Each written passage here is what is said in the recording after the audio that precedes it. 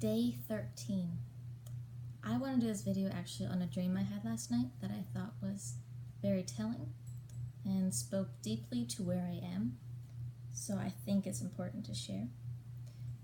In the dream, I was actually at my old house in Pennsylvania, and I was sitting around our dining room table, and there was a bunch of people there. Some I knew, some I didn't. And they were all talking about how I was moving away from the disorder, how I could no longer claim that identity. And they look to the girl next to me and they say, "It's now yours. It has jumped to you." And I ran out of that room into my neighborhood, and I just start running, sobbing, angry, thinking how dare they take that away from me. So jealous of the girl that now gets to claim that title. So angry that she gets to be called what I fought so hard to keep. And then I go back inside, and they're still talking about it.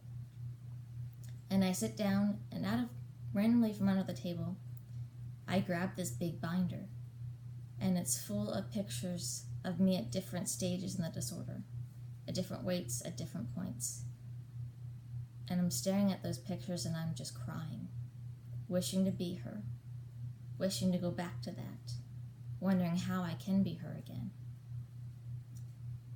And then some time passes, and I look a little deeper into the photos, and I start to recall the memories of how I got there, of what she was going through, and I start to see the pain in her eyes and how lost she was. And then I woke up, or I should say my alarm woke me up. So I don't know how it ended. I don't know the resolve of that, Jenna. But when I was taking a walk and I was just recalling that dream this morning,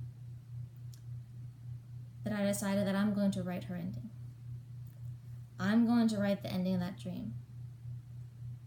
Because in all honesty, what she was feeling and what she's experiencing and the things that she went through are not at all that far from where I am right now. That she was feeling and she was speaking my truth. So the ending I write for her is the ending I write for myself through this whole journey. And that holds a lot of weight to it. So it is very hard to let go of an identity that you've claimed for so long. The name of the girl with anorexia, or the thin one, it overpowered any other name I was given. And what many, I think, don't realize is that when you own that name, it's not just a title. With it comes characteristics, and with it comes a lifestyle. And everything that I was to be and everything that I was to do was already set out before me because of that name. My life was already planned, I just had to say yes to it, which I did. And that was safe and that was known. Everything was there before me. I didn't really have to make decisions. I just had to say, okay, this is me. So to let go of that title, it means that everything has to change. I cannot claim a new name with anything in my life left untouched. And that is frightening. I cannot claim a new name and then sit at the table and use rituals. I cannot claim a new name and decide that I don't want to eat dinner because I don't feel good about myself. I cannot claim a new name and then handle my emotions by cutting or restricting. I can't claim a new name and be passive or inauthentic. For a long time, I halted recovery because I was unwilling to accept that challenge. I was not willing to let go of that name I was not willing to step into something new and change. I was not willing to sacrifice the life it was giving me of security, because for some reason I felt that that name fit me, and it fit perfectly, that there was nothing wrong with it. And maybe at one point it did. I never, ever will wish away this journey. I will never wish away any day of it, any part of it. It has served a purpose. And for a time, that name served a purpose for me. It has brought me to where I am today. So yes, at one point it did fit. It was me.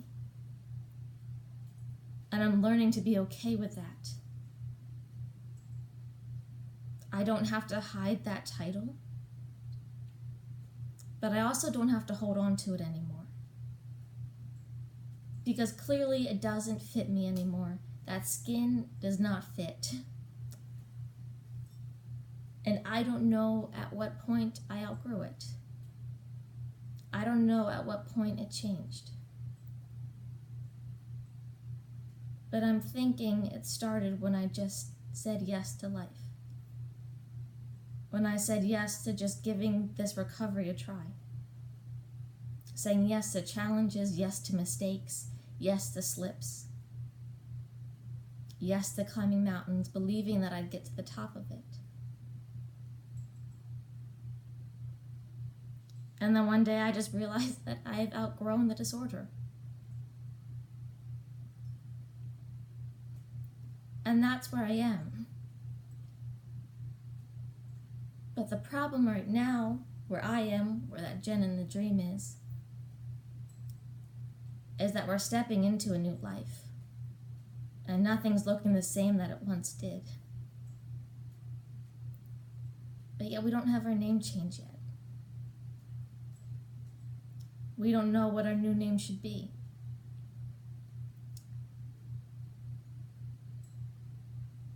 And as much as I'd like at times to keep the old, as much as I do look back at old photos sometimes and think, gosh, how much I'd love to go back to her and just be her.